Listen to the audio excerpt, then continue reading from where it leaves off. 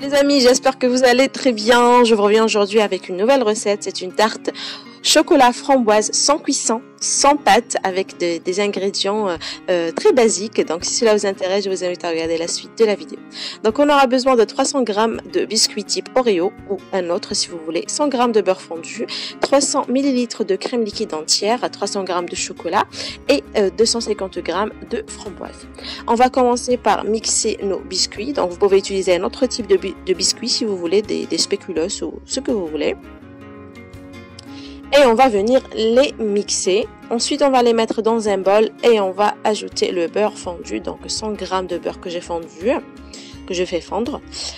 On mélange le tout et ensuite on va le mettre dans un moule. Donc mon moule mesure 20 cm de diamètre. Je vais l'aplatir sur toute la surface du moule. Vous pouvez utiliser un moule carré, un autre type de moule.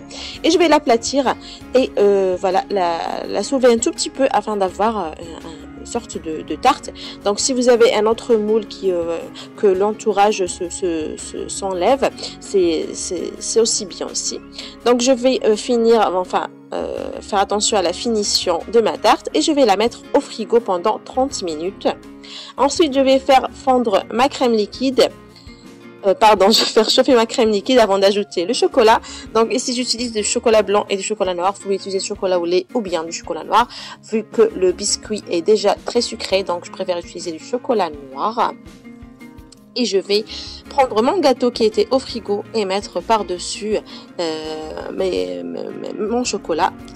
Ensuite, à la fin, je vais décorer avec mes framboises. Donc, j'ai choisi des framboises parce qu'ils sont pas sucrés. Donc, ça balance entre le biscuit et le chocolat. Et je vais la mettre 3 heures au réfrigérateur avant de la déguster. Croyez-moi, c'est vraiment très très bon les amis. C'est très rapide, idéal pour cet été. Ça se déguste froid. Donc pour vos fêtes, pour vos anniversaires ou même pour votre famille ou entre copines, ce que vous voulez les amis.